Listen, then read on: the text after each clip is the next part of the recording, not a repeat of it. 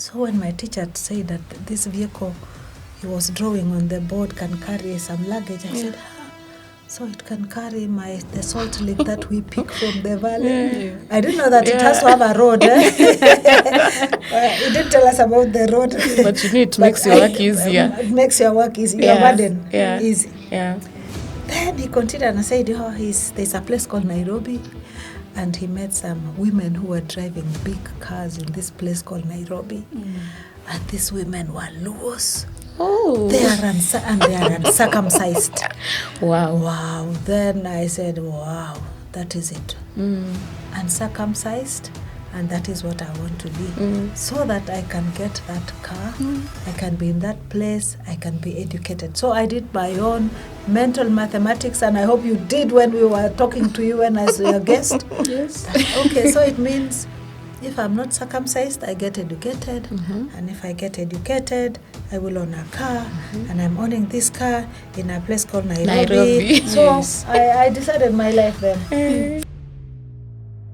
That after you're circumcised, your dressing kind of changes. The kind of earrings you wear are different. None of you is wearing hanging earrings. Oh, yes. Now, if we were with you in my village those days, yours will show you are circumcised. Mine shows I'm not circumcised. Okay. What about this?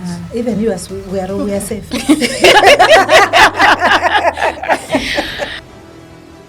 Way back in 1995, living in Nakuru, we were reading the book of Nehemiah Bible study. And the story of Nehemiah really touched my heart because it was talking about the walls of Jerusalem that were destroyed, and Nehemiah was serving the king of Babylon, and he looked sad. And I saw myself, I'm sad like Nehemiah because people are dying at home and no one is talking about it. There are no roads. I would imagine hospitals are far. Where I grew up, and I told you there were no cars, became a role model for the World Vision people to talk about FGM, the disadvantages, especially in relation to transition rates in school. You know, because you don't finish school.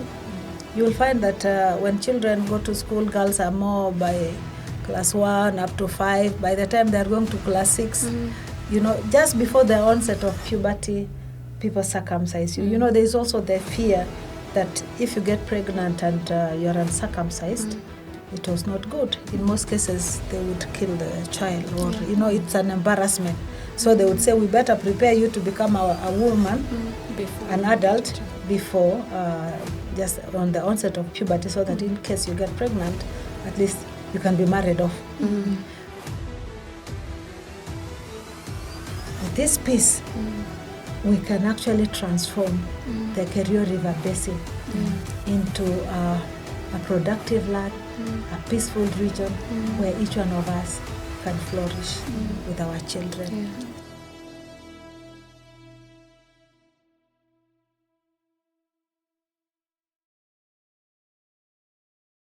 Hi everyone, welcome to the State of Her podcast, where we are moving past minimums to real equality. My name is Elizabeth Odundi, and I'll be your host for today. I am Judith Juma. I will be your co-host for today. And we are excited to have a guest who is a wonderful woman whom we deem as well accomplished, both in public and private life. We are happy to hear your story today. Karibu sana. I wanted to tell you that coincidentally, I have met you before when I was a younger person. Oh, when I was in primary school, you came to my school called St. Marcos Primary School as a chief guest on the Day of the African Child. What class were you? I was in class 3. I remember it was 2000. It's really a long time. And it was so good to hear about your story at the time. But I was merely a student who thought I was just presenting a poem about the importance of the girl-child education. And I think today we have the opportunity to learn more about you, about perhaps your political journey, the accomplishments you've made in politics and outside politics. And let's have fun in this podcast. So, Yes, please. Thank you very much. You said class 3. Yes. It's not very far from where my story will start from. Oh. Meanwhile, I better just introduce myself. I'm Honorable Linah Jebii Kilimo, and my name in politics is Leetio. Leetio is a belt that has a lot of meaning to the people who have it. It's a belt made of cowrie shells. Yeah. So that one, it will come along the way. Yeah. And so I'm so happy to be with you today, the stories. And I better start from you were in class 3 when you had a story. Yes. And I really hope that I inspired you of some kind of...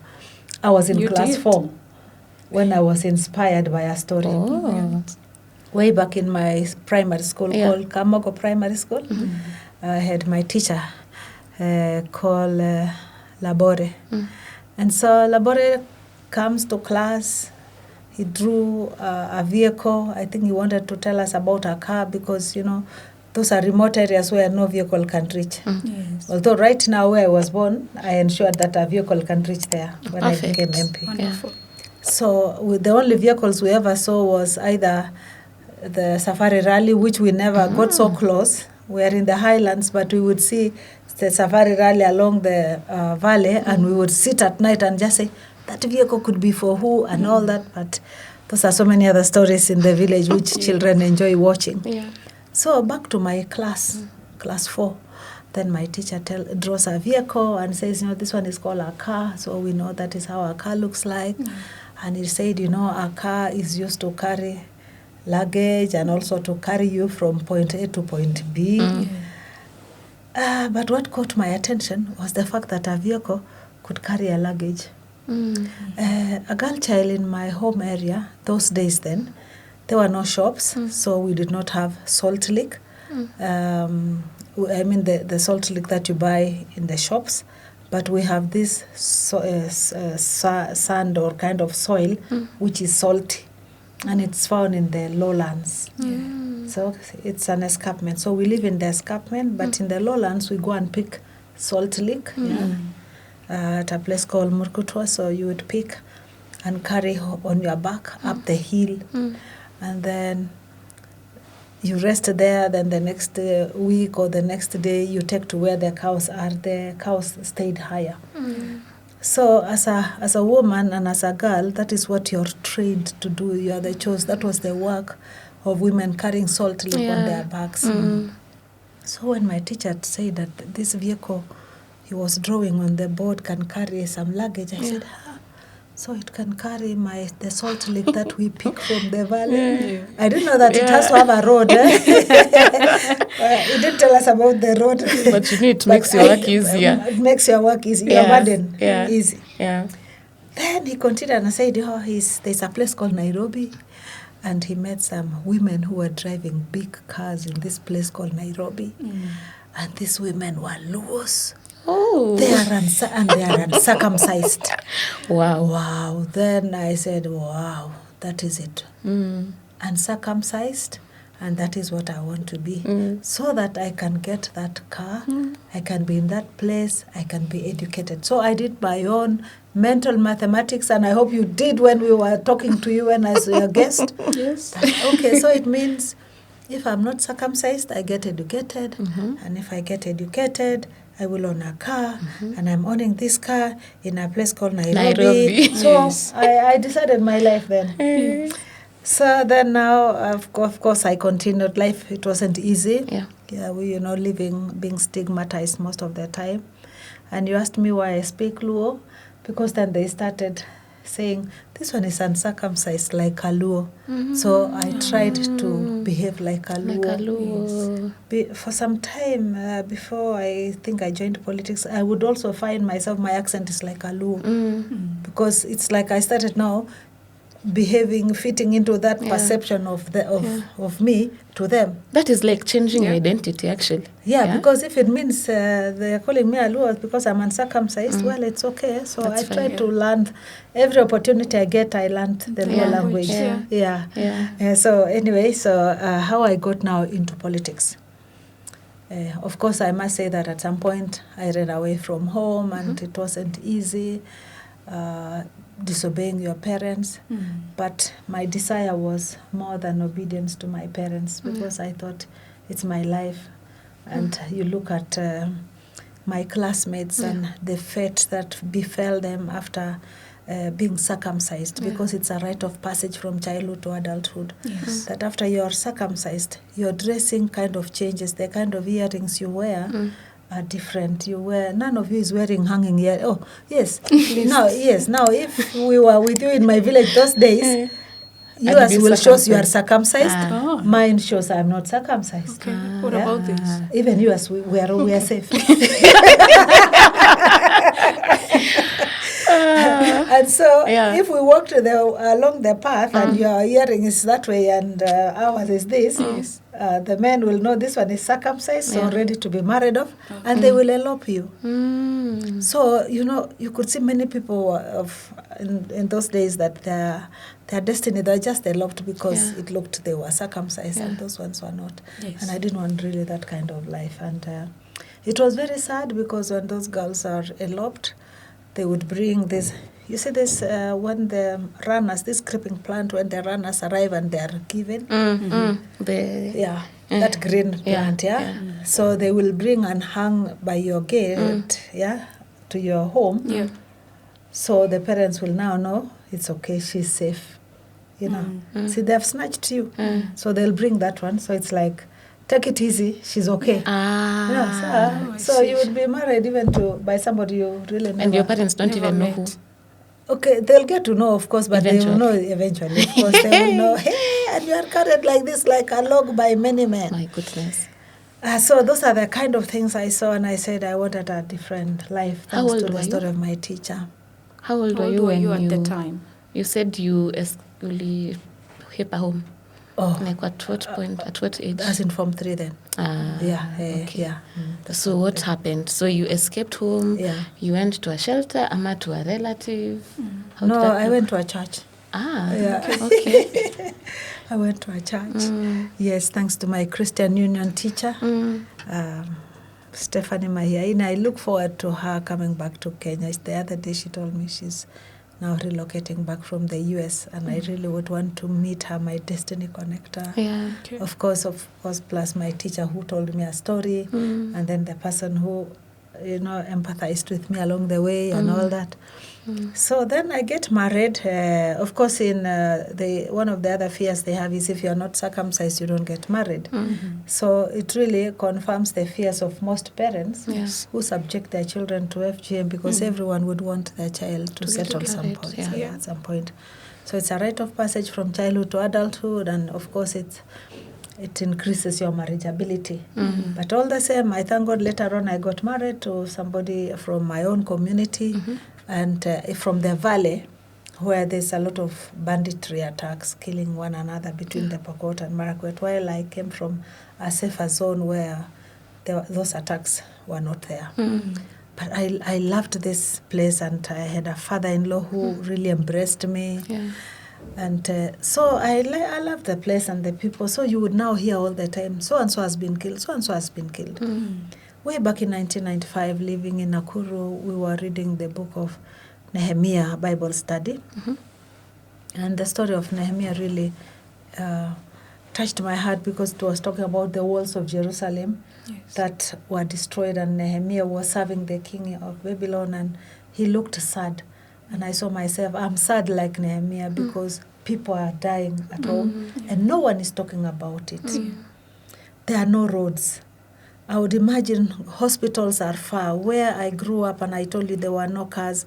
When somebody got sick, and especially women who are giving birth, and they got challenges giving birth, protracted labor, and, they would be carried on stretchers made of wood, and then, of course, you put a blanket, and they are carried to some distance where they'll get a vehicle and go to hospital, Kapsawar Hospital.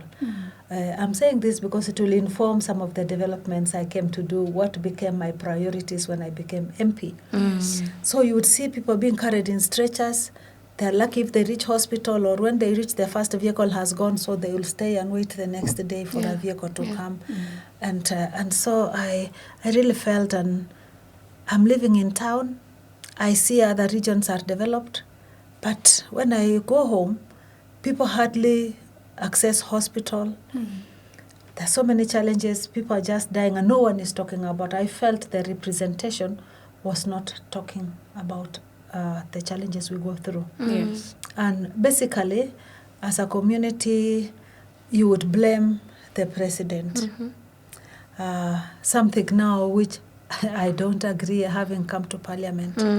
You blame the president for every challenge that you come through. So that is how we were feeling that time. We were blaming Moi, Kano, they're not helping us.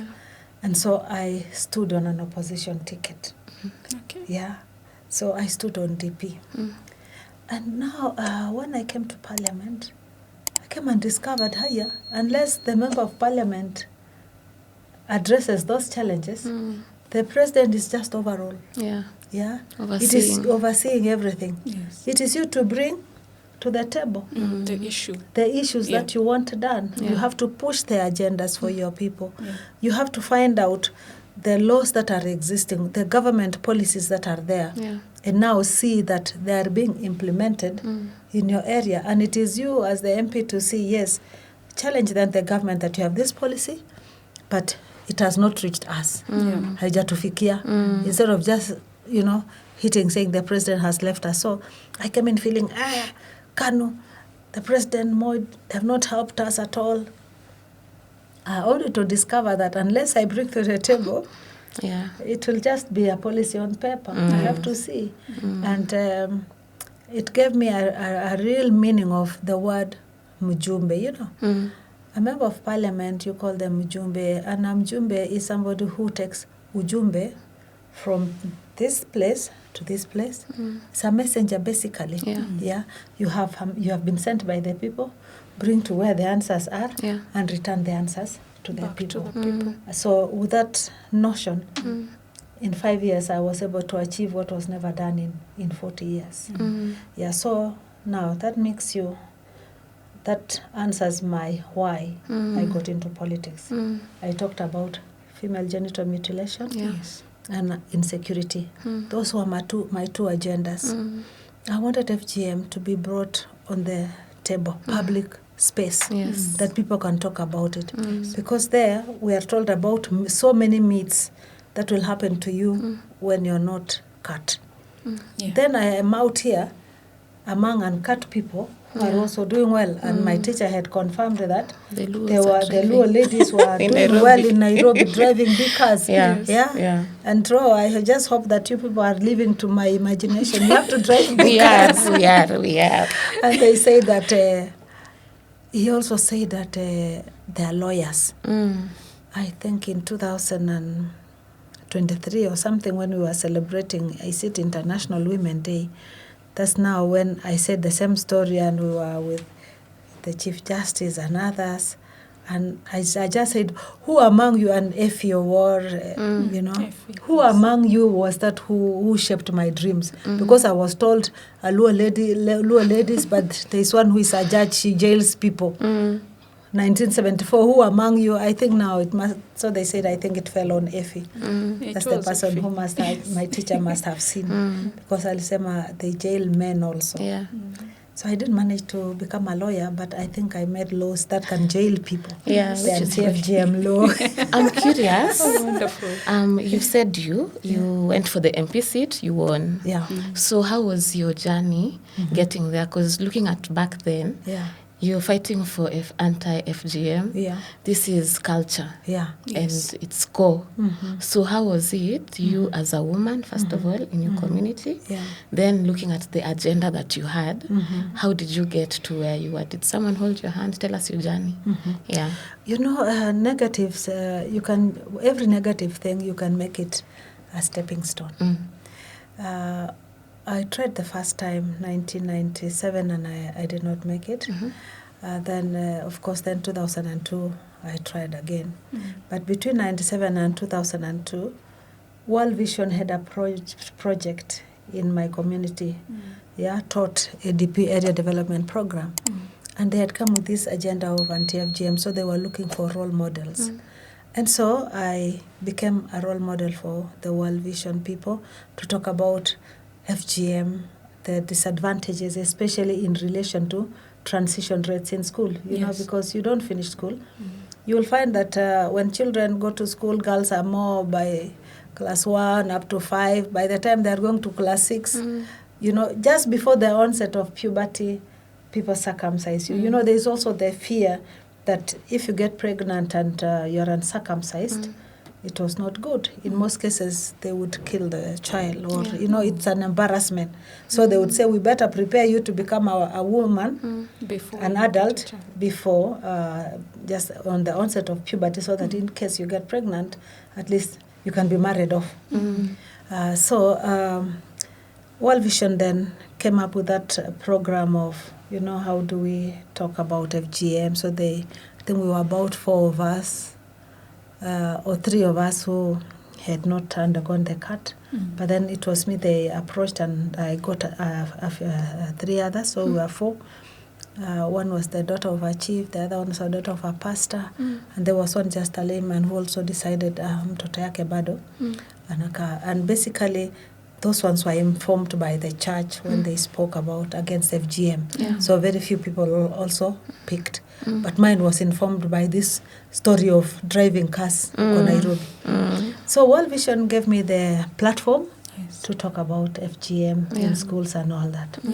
So from 97, by the way, I worked in the bank and I had resigned now to go and vibe, because I really wanted to talk about the insecurity in my area, and also issues of FGM, because I felt stigmatized, and I wanted to have company, so that when they're abusing us, it's not only me alone. It's better they abuse us when we are many us looking for company.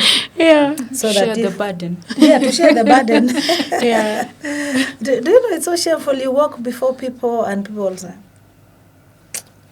they think you're smelling. And really, you feel so bad. You know, ata umeoga, you know you're not smelling, but just because they know you're uncircumcised, they would make you feel until, you know, you want to go and be cut. But my focus was in Nairobi. So World Vision gave me the platform, and so come 2002, when I vied again, I had the people's attention. They knew me as FGM. So I would pass and they will say, okay, hey, what is the FGM lady telling us? FGM, what are you telling us? So I carried that name being called FGM to Parliament. And so I talked, and I was able to compare, and I really want to thank my age mates then who could recall and say, yes, the first people whom we're going to protect are their children, because they would now tell their children, we want you to be like Linah. She was our classmate, she's our age mate. And you can see the difference that when she did not undergo the cut, she accessed education, and there she is now.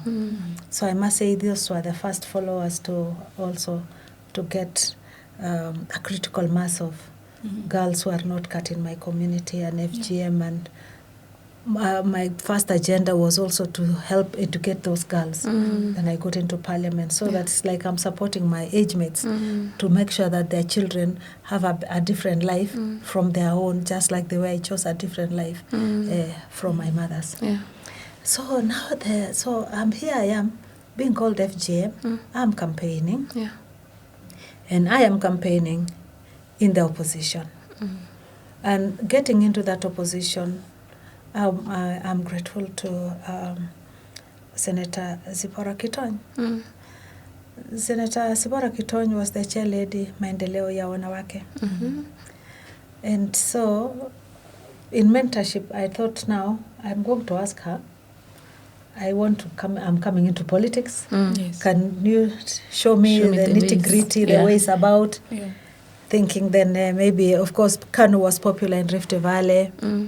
And she told me, well, politics is not easy, and especially in our region, in Kano then, and she told me, I would want you to go and see a different party.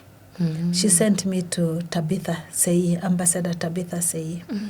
So these are the two ladies who really shaped my political agenda. Yeah. Okay, of course, now they sent me to the opposition, and I stuck there, but right now I am coming back to Rift Valley politics. So Zipporah told me, you may not stand a chance in Kano. Yeah, it's a men's club. Maybe there is room in DP. And so the same day she directed me to Tabitha Sei, Ambassador Tabitha. I went to see her, and Ambassador Tabitha Sei recruited me then to Democratic Party of Kenya. Yeah, so of course I lived outside Nairobi, but then I came and I was shown, she gave me somebody to take me. Well, I had gone to my Ndeleo house. Zipporah welcomed me to her office and told me, my daughter, up to now she calls me her daughter. My daughter, I think you may stand a chance of getting into the ballot through an opposition. Kano is just boys club and it's tough there. Yeah. So that's how I ended in DP. And I'm glad that she directed me to a path, a route which I could use to get into parliament. Yeah. And I think so that is how I voted for, is it 4 terms?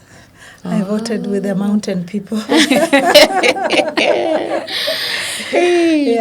I was, so now, the challenges of campaigning in an opposition party, in another party's stronghold. It wasn't easy. I can imagine. It wasn't easy, and we have, the structure from the office of the president up to the chief, up to the assistant chief. Yes. They implement the ruling party's manifesto and even the president's directive. So it wasn't easy for me to campaign in an opposition, using an opposition ticket. Yes, so my first time to get into politics, it wasn't easy, and I wouldn't hold rallies. I wouldn't meet my people during the day. I held meetings at night. Wow. I would arrange with the people, and we agreed that we are meeting maybe at Elizabeth's house. And so I would arrive there past midnight when people have slept. And, it meant I had to walk. In most cases, I never used a car. I walked because of fear of being intercepted on the way. And you were walking at night to the meeting that is at midnight. Yes.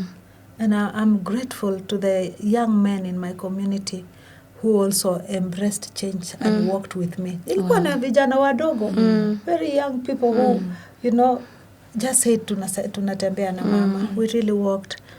And so my first time to come into politics, I have walked every space in my community. Not on the road, I would walk and meet. So we would agree we are meeting at so-and-so's place.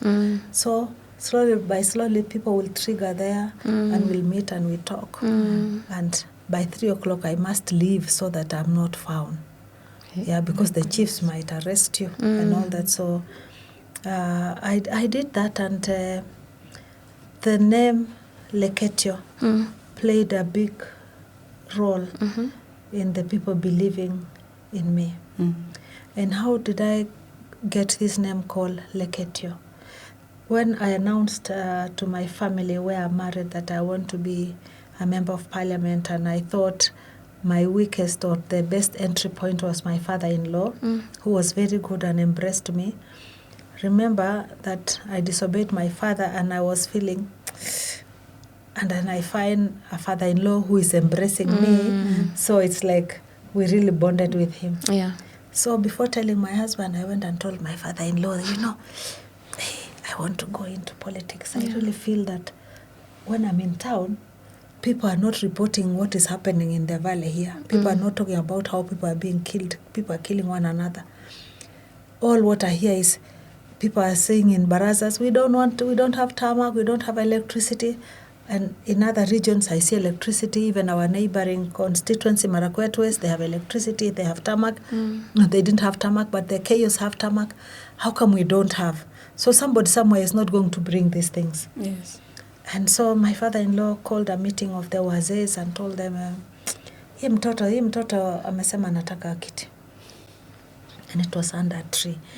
And so they said, she may become the Leetio of our region, of our area. And so the Leetio is a belt where when two people are fighting and you put the belt between them, they will stop fighting. Okay? You're a woman and like you're... a mediator?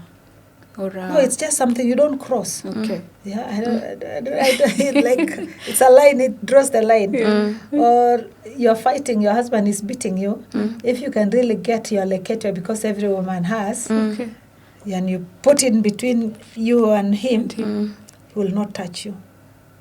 He cannot cross that Leetio. Okay. Yeah. So they said, she can be the Leetio between us and the Pokot.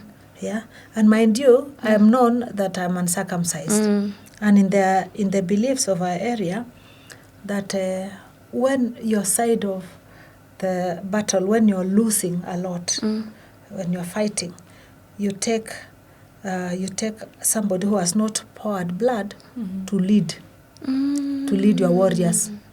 Wow. So you see, I fitted perfectly. Perfectly. Yeah. So I told them, I am not cut, so I have not poured blood. Wow. Yeah. And now the Leetio. So my first supporters were really the old men, the wazis.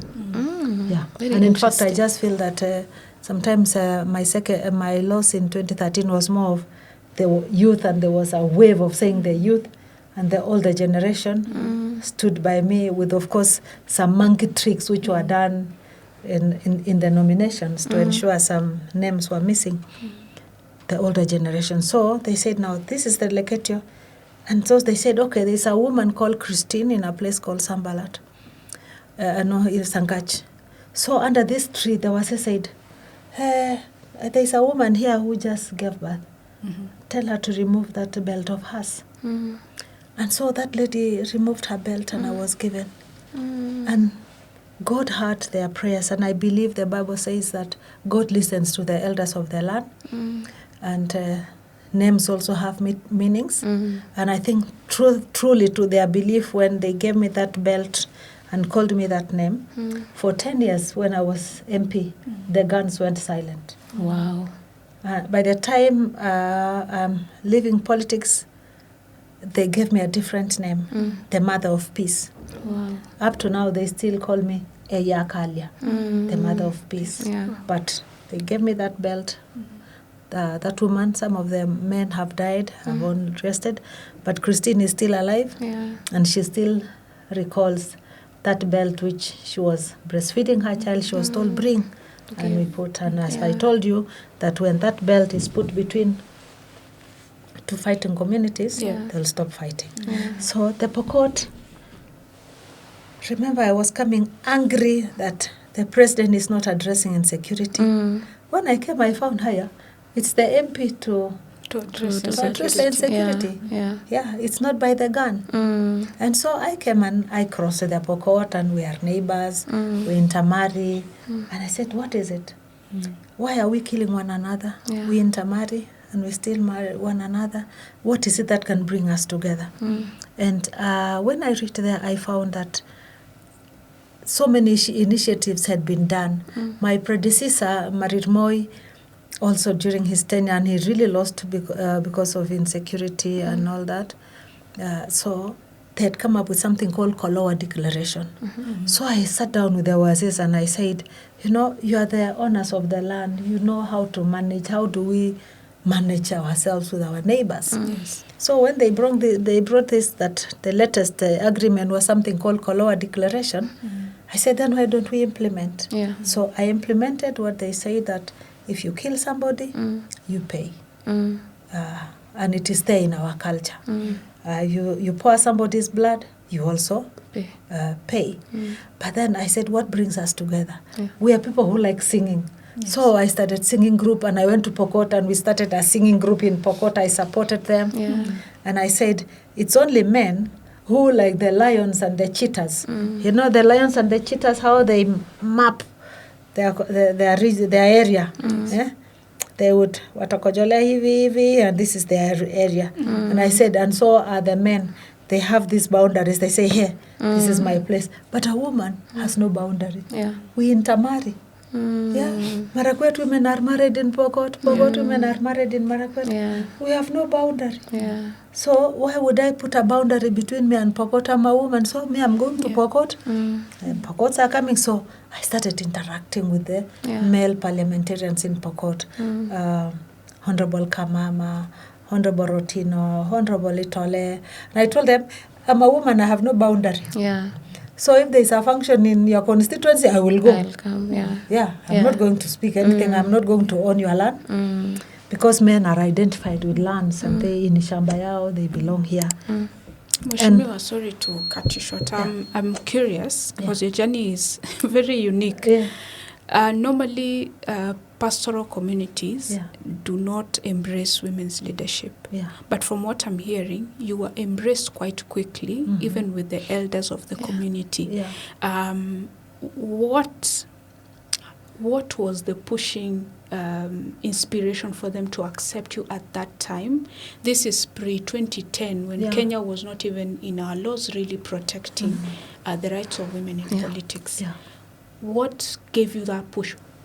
What gave you that unique favor in that instance that you had? They were there embracing you, which kind of propelled now your favor with the Marakwet and the Pokot. What was the inspiration? What was the push for you to have this favor, this unique scenario that is not common with pastoral communities accepting women in politics? The yearning for peace from the community. And I say in every culture, there is a space for a woman. If only you present it in a manner that is acceptable. You don't present as their boss. You present as a servant. So I used the servanthood approach, which I still use up to now. The party, the slogan, the slogan for DP, ilikuwa taa, and they changed later on to the Mwenge thing, which are still very important in our community. Or even political symbols mean quite a lot. So when I use the taa, it's like we've been in the dark. We can have this to help us to light the area. But then a woman, I just said, a woman is a servant. And a woman is the one who is normally sent. I did not say I'm going to be your leader. I said I want to be your servant. I really tried to describe and bring in the agenda that I would use a home setup. I never used analogies that they don't understand. I would bring, for example, and say, we are pastoralists. There are days when the boy child are sent to look after the animals, which and we have done for the last 40 years. And I imagine that going to look after the animals in the evening, how does a boy child come back? He will come back, of course, with the animals, and sometimes he would just carry a log, just one, a log. But then also culture dictates. I really used the culture to help me to propel myself. The culture also tells us that men don't come home early. In case they come from herding the animals and they reach home and the sun is still up there, they'll have to wait for sunset, then they can come. And so they learn how to become sharpshooters. That's the time when the animals are now almost near the homestead.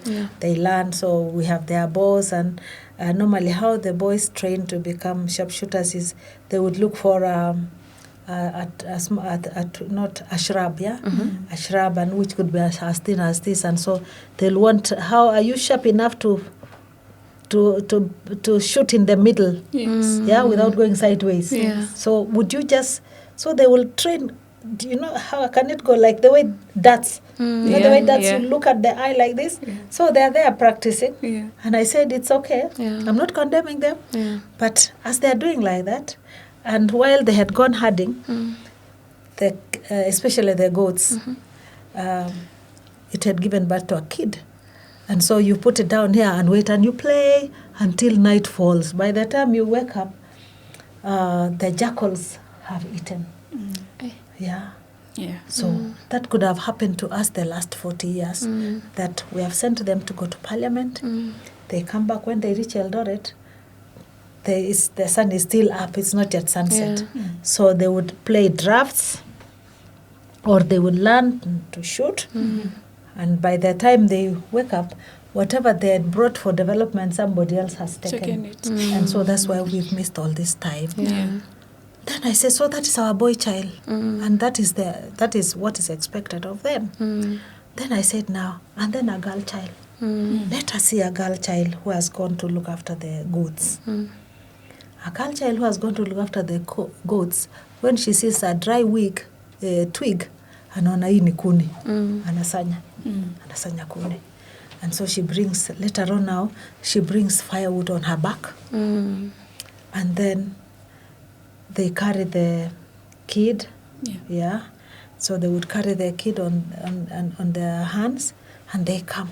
Now with all this luggage, they can't stop, and they know that I have to reach home, because at home, my mother is waiting for me to hold for her the baby, then she can grind the millet. Or my mother is waiting for me, I reach home, then I go and bring water in the river, for food. And this firewood is what we are going to use to cook. So I cannot really stay. I have to reach home early with all this luggage.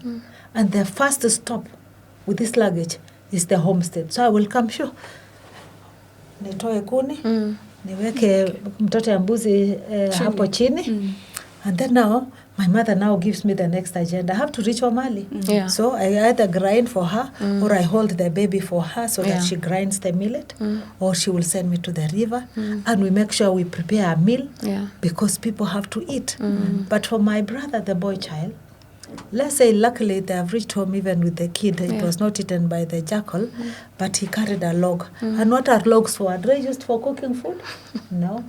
It's for lighting fire outside. Waze's outside in the house, so that they wait. They're just enjoying themselves, the fire, chilling, until they are told food is ready. Then they come. And I lived to my word.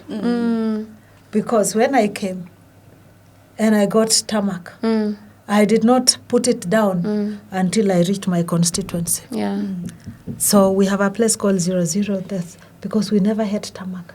So when I came and negotiated about tarmac, the only place that has hanging tarmac, unless another one has come, but for those time, it was only in my constituency, where we started tarmac in the middle of my constituency. And I had only asked the president then that only allow my people to reach the hospital, because I would recall how people were carried in stretchers. And so the first tarmac went to where I was born, and up to Kapsawar Mission Hospital. I just said that was what was there, because there wasn't much it was not even in the budget. But I just said, please, if anything, let them just reach hospital, because I just recall how people used to suffer quite a lot. With the blanket and the wood has to be a stretcher. And then, of course, along the way, somebody died on the way and all that. Even the dead, we would carry, you carry your sanduka up to where they are, because there was no road. So that is how the analogy that I used. And so I'm not fighting anybody. I'm just asking for my chance as the girl child in this area. And in our place, we have medicine women. If you are just giving birth to boys, they say, umeanza na nje, you also want to change, so you'll go and get that medicine so that you even get a girl. And I'd say, surely, to give us a chance, because even when you just have boys alone, you go to a medicine woman to help you have a girl child. So I think that's how that is what I used, that I never fought them directly. I did not say, I want to go and be MP like a man. I just said, I want to be the MP and do the work that an MP is required to do the way a woman does it, not the way a man does. But at the end of the day, a man will use a jembe because he cannot bend, and a woman can use an oar, and that bado shamba inalimika. Yeah. So I'm curious to know, you are a veteran. Yani hata mimi nikiwa mdogo, I knew you. So where did you disappear to? I have not disappeared. Politically, yes. Yeah, maybe being in another, maybe I came in and went into ruling parties. We've been in government all along. Then the last time, 2022, I voted with Baba Azimio, and so we didn't win, and so I am home. Yeah, and I really hope to come back now with the UDA party, and this one, it's not driven by politics or anything. It's really to appreciate the peace that has come in during President William Ruto's tenure. We've been suffering a lot of insecurity, banditry attacks, and every regime has done their part. I did my part as MP, but the guns were still within the people. It's just that they went silent, but it was still with us. Then President Uhuru Kenyatta came, also did his part. Probox came, all that. Then the current president comes and wants to know the source, who are the distributors, who are the consumers, everything is like he wants it laid open. And we discovered our place nearly became a Haiti. The guns that are there, people still killed. And because when I left being MP, when I was voted out 2013, so by 2016 insecurity had started until it was not tenable again even to go home. I would use our family as an example, where we used to have 37 cows, and in 2016, overnight they were all taken.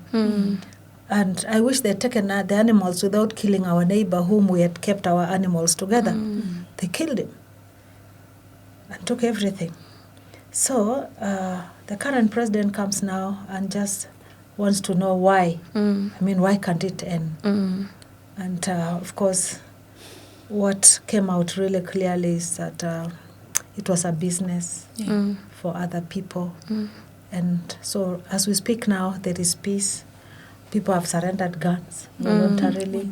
Yeah, so it's now really good time to be a member of parliament, that I want to go and finish some of the agendas that I never managed to finish.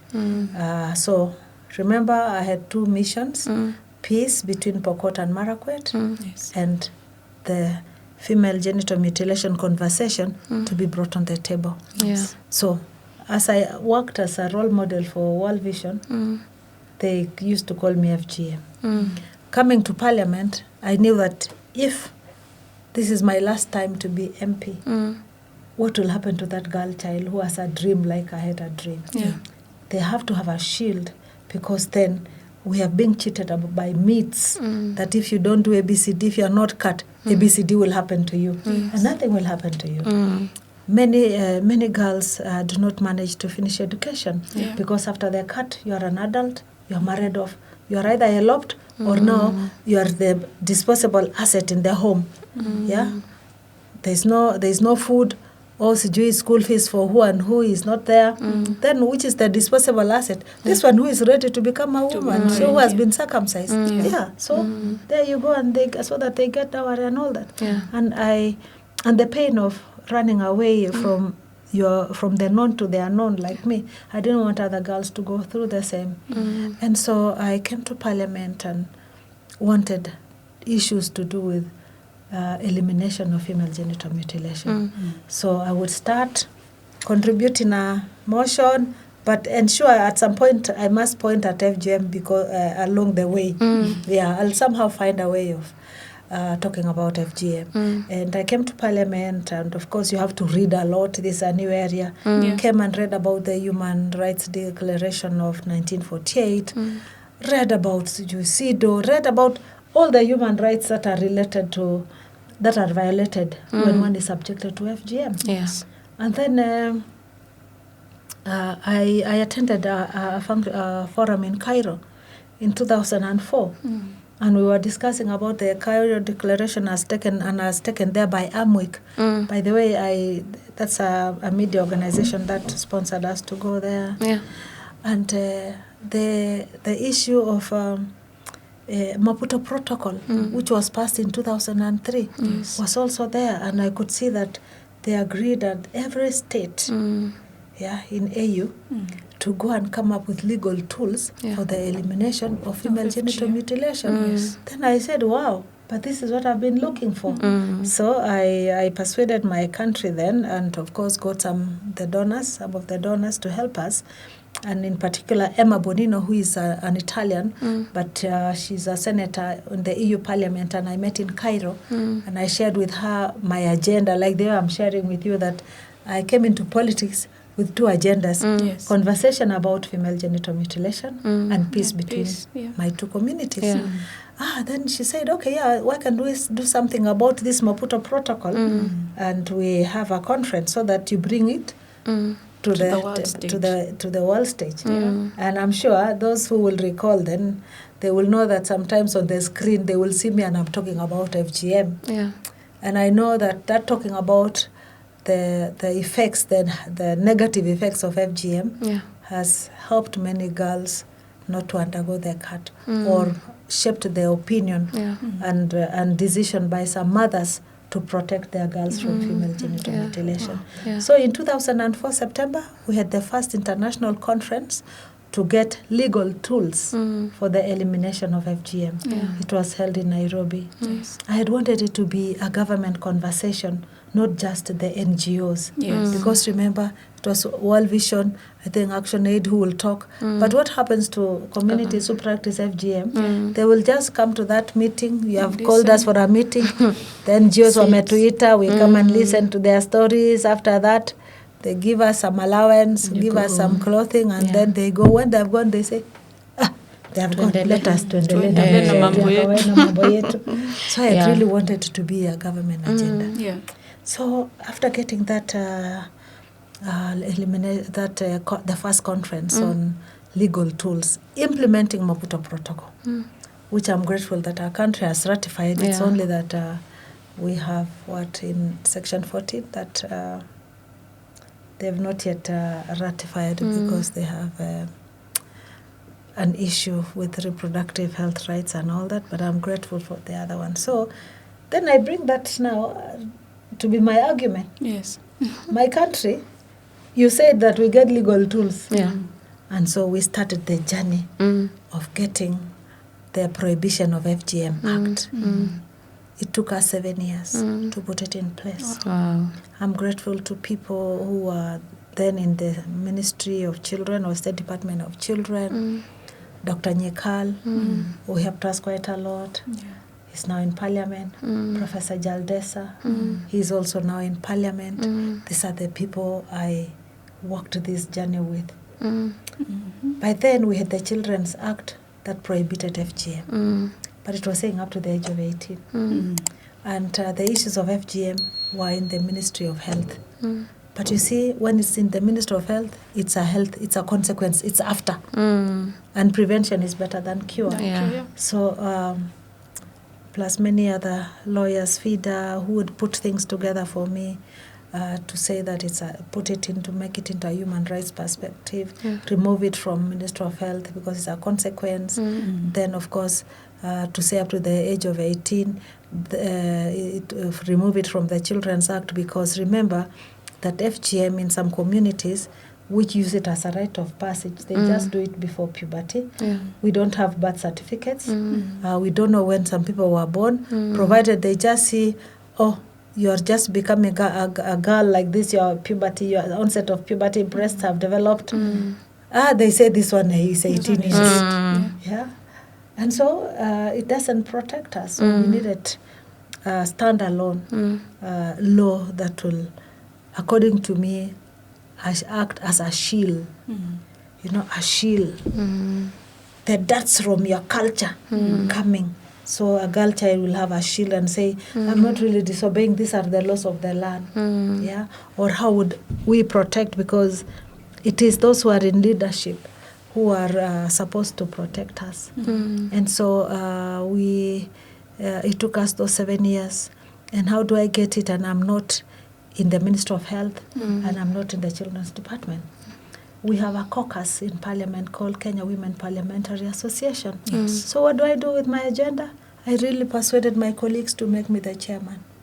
So I became the chair lady of Kenya Women Parliamentary Association.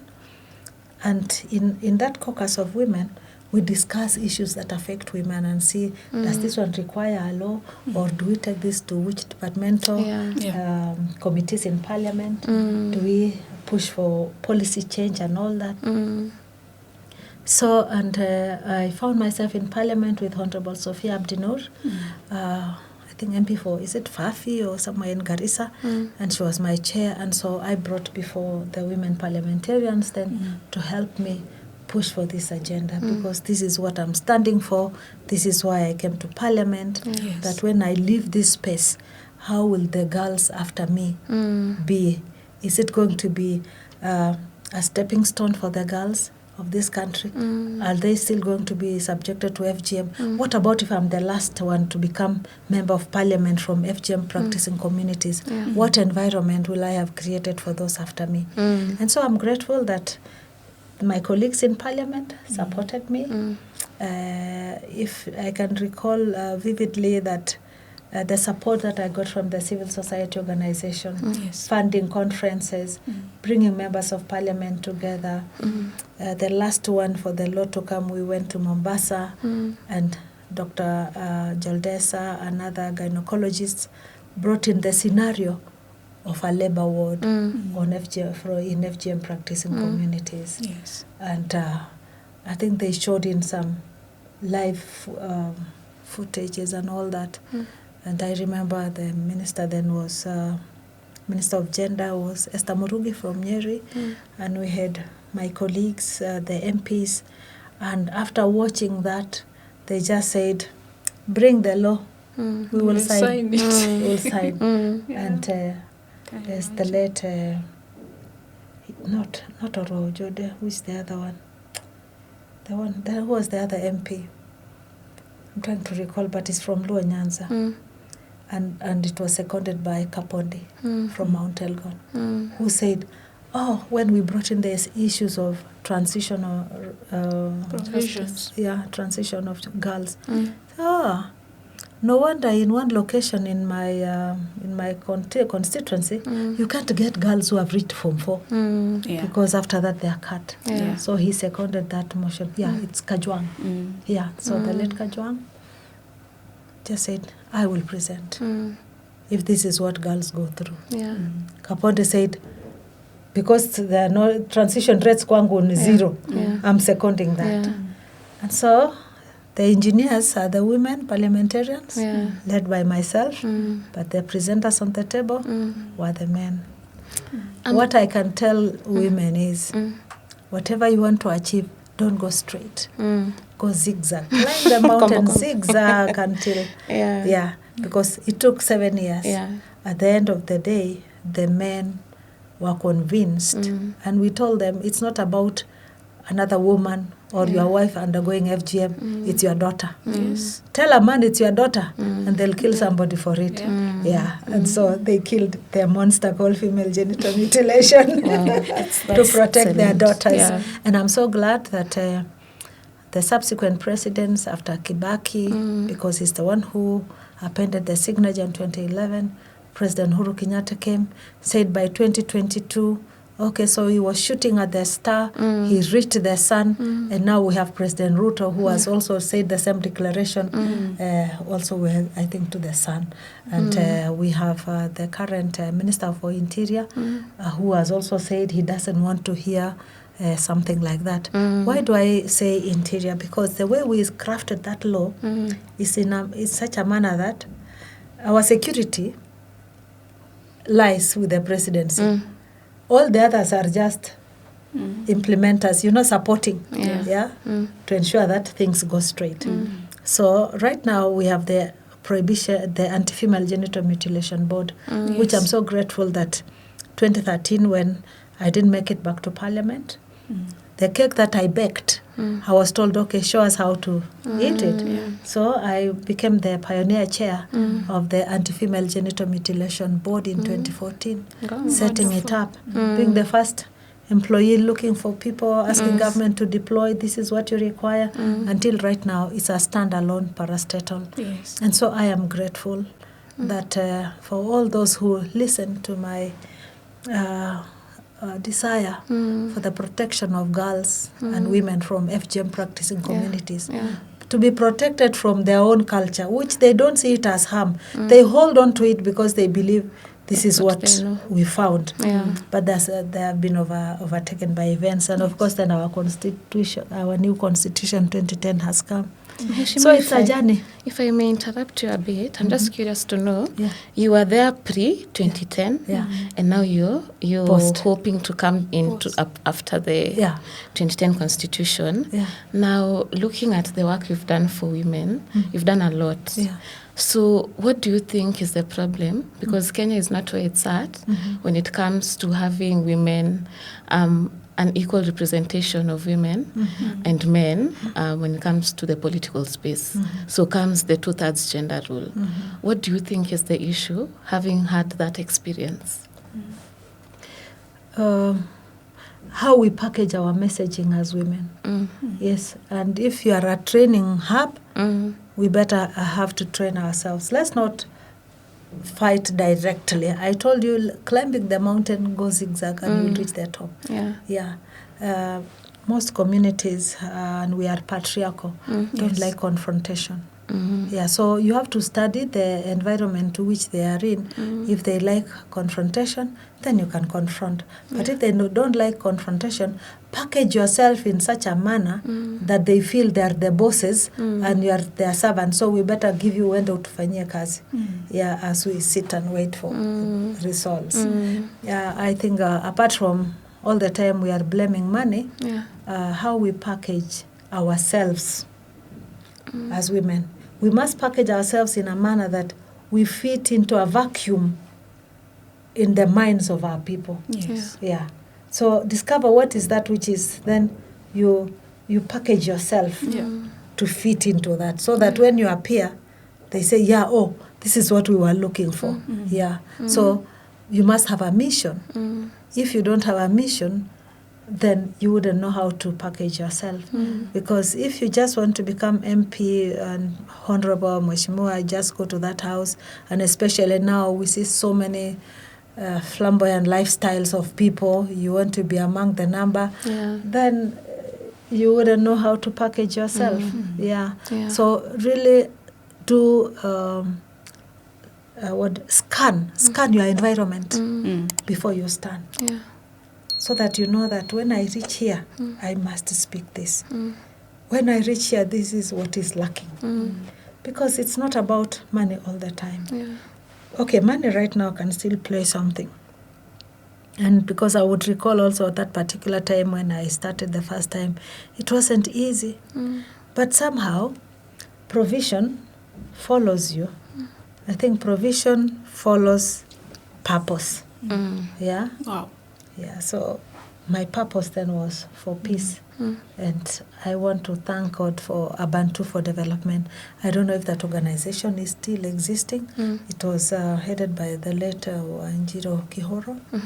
Because in my night meetings, I ran a salon, and so I'm in my salon, and two young men come to my salon and they say, we have heard that you're standing, we've been sent by Abantu for Development, and we want to go for your campaign. I told them, if I'm ready, my campaign is at night. And so, and we went. So and they joined me. They joined me at night, where I'm meeting my strategists at night. And by saa 9, you've taken off. And you know, mnawacha gari mbali, then you walk. Chief atawekea roadblock. Mheshimiwa, I am impressed by the fact that you have both succeeded in both elective politics and appointive politics. What message would you like to pass across to women who are new into the space? Sometimes women do not perhaps understand the full scope of where they can lead and the opportunities that are in the space of leadership. What advice would you give young women who are getting into politics? They don't know where to start. They don't know that it is not just about elective posts. Sometimes you can be in appointive posts. How would you advise them to navigate that? Oh, okay. But I must finish and tell you then later on the Bantu for Development sponsored me in my first agenda, to come in. They paid, I mean, some money. The last stretch, they paid for me because I didn't have money, and they came just because they heard that there's somebody somewhere who is popular. Yeah. Okay. Now for your question about what women who are getting into politics and also just appointed to be appointed or such a or thing. elected. Okay, elected, of course, if you are into politics, and then also to be appointed into maybe the civil service or just any other departmental heads or into organizations. How do you get into that? What do I say? Be careful what you do. Yeah, we have walls. Walls have got ears, and birds are messengers. Yeah, a bird can pick what you're saying and take to some place. Yeah, you can speak something, walls have got ears, and they have heard what you have said. So if you have a mission, do it so well as though it is the last day you're doing. And this I attribute to Martha Karua. Yeah, Martha Karua, because I came into DP, and I get in, and I remember meeting her at the entrance of Parliament like this. And you know, Martha Karua is tough speaking. So she gets me and said, hey, Linah, now you've got into politics. Welcome, but now you must serve your people every day as though it's the last day you're serving them. And I said, so this is what I must do. And I'm telling you, every day I had to give an account to myself. What have I achieved today? I would walk around, even in my constituency, with a notebook.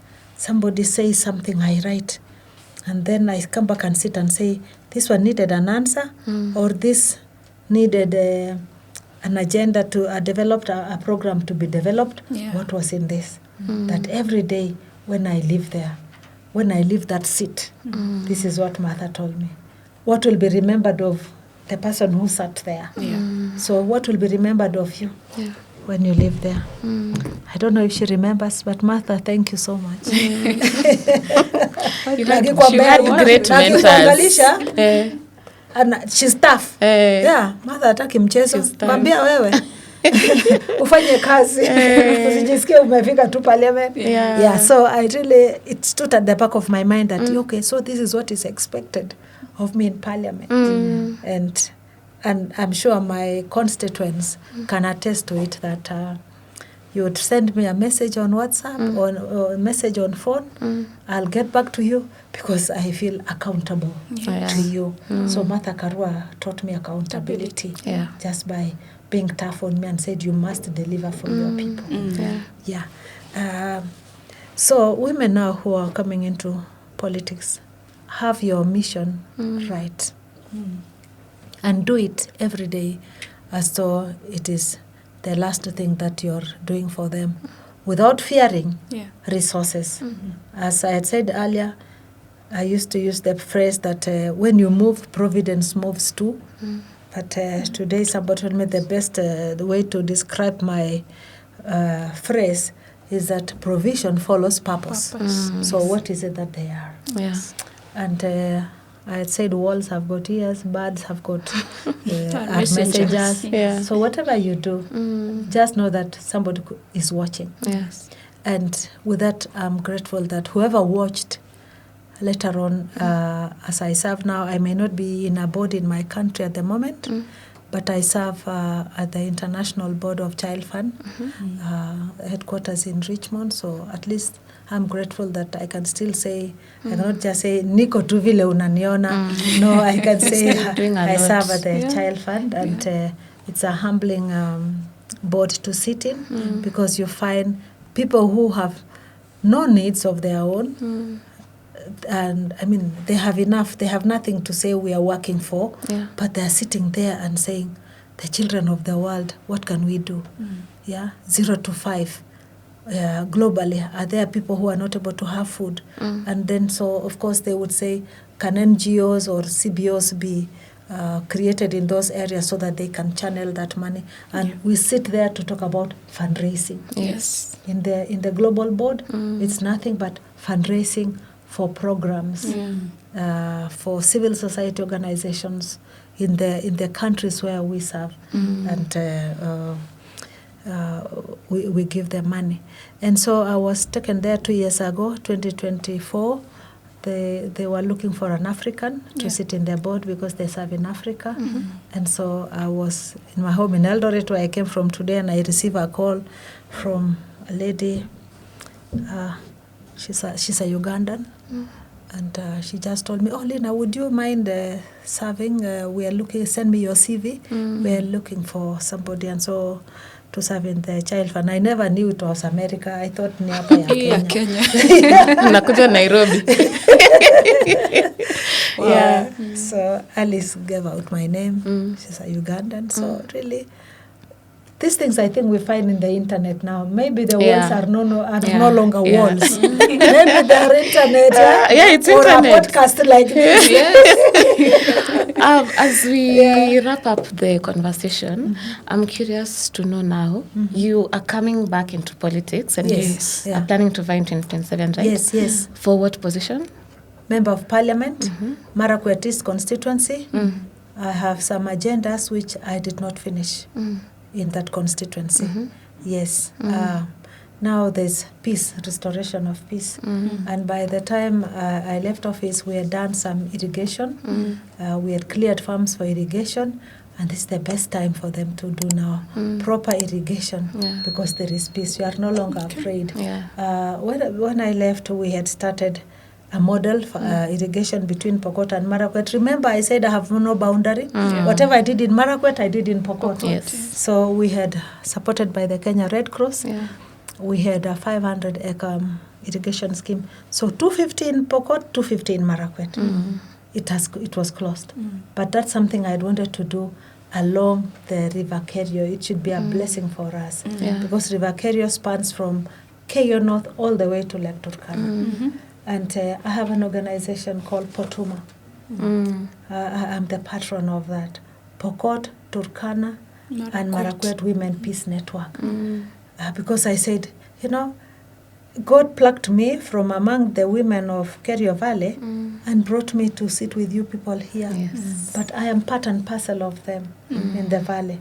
So we share our challenges together, and what I feel or what they feel is what I would naturally have felt. And so I feel that I owe those women, the women whom we are from the same region, to create an enabling environment for them to flourish with their children, even as the Lord has blessed me in where He has located me at a time such as this. So with Potuma, I look at now, with this peace, we can actually transform the Kerio River Basin into a productive land, a peaceful region where each one of us can flourish with our children. And my cry, of course, goes out to so many women of conflict that, they lost their husbands in the conflict for nothing, just for a cow, and it was somebody's business. And so I really feel that this is the time to explore and exploit the potential in the Kerio River Basin. Because I think with my heart as a woman from that region. And this time round, I am vying with a party of the region for President Ruto. If he still goes to another party, I'll follow him to that party. But he will still, if he will still be in order, then I will be where he is. Because as I told you, he created for us a peaceful environment. He made us realize, So the lies that have been biting us is just from within us. It's nothing from outside. And I hope I had made it clear about the Anti-Female Genital Mutilation Board, that is now a standalone parastatal. And I'm grateful to those who took after me and the CEO that they continued holding onto the baton, for the girl child. Actually, I would say the button with a light, so that as they run, the girl child can see, and your tau, they are running to their destiny. And I use the word that the elimination of FGM is like a bird, the wings of a bird. This is a girl who wants to fly to her destiny. That also the wings, one wing is education, the other wing is the law. So you see the law here, and then of course education, educate my community over there. The law is here from my country, and so a girl child is flying with these two wings, enabling her to reach her destination. And one of the other things that I had put in place, of course, before I left office was, how do I get those at risk to talk to themselves? And so in 2015, before I left as the chairperson, before my tenure ended in 2017 as the chair, we had then recruited the first CEO as the first employee. And so we formed, with the support again of NGOs, network is very good. And I'm grateful to all civil society organizations and NGOs wherever you are, because whenever you heard my voice on the screen that I am looking for this, they would always reach out. So the girl generation then helped us to launch something called the Young Anti-FGM Network Kenya in 2015.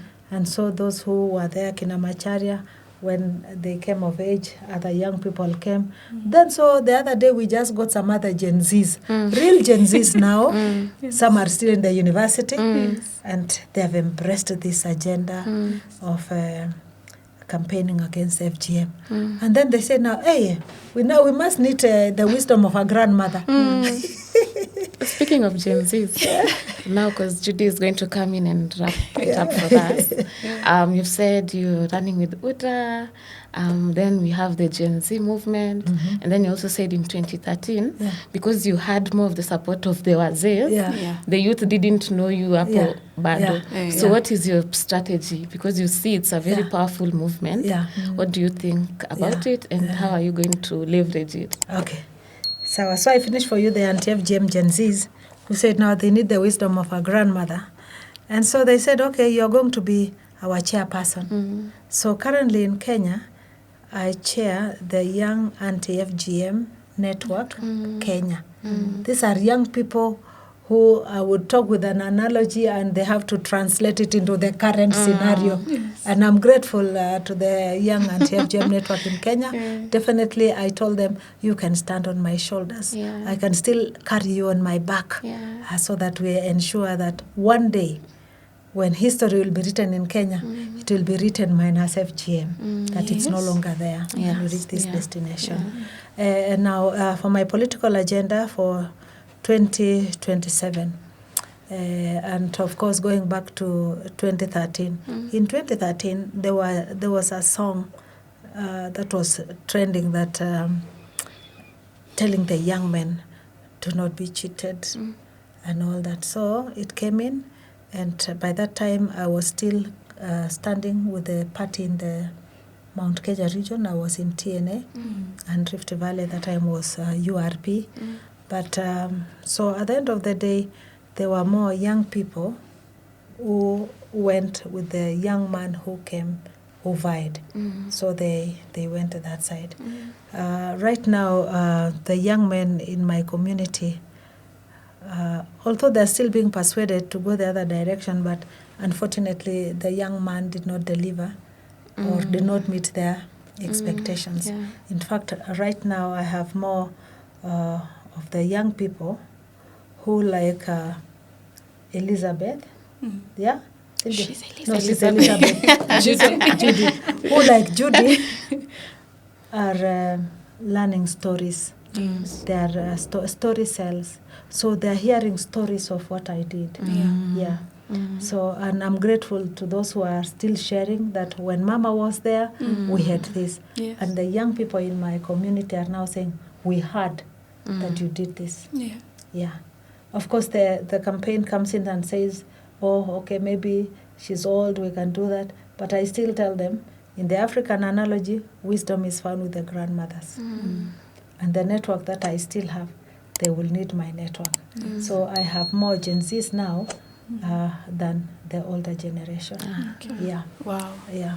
Your legacy is to be spoken of. It speaks for itself, if you will. I am really hoping, out of what you've said, that you will consider perhaps starting a Young Women in Politics network in Porokot, or in Marakwet, or in Turkana. Oh, yeah. What do you think? I think I should. Yes, you should. You should.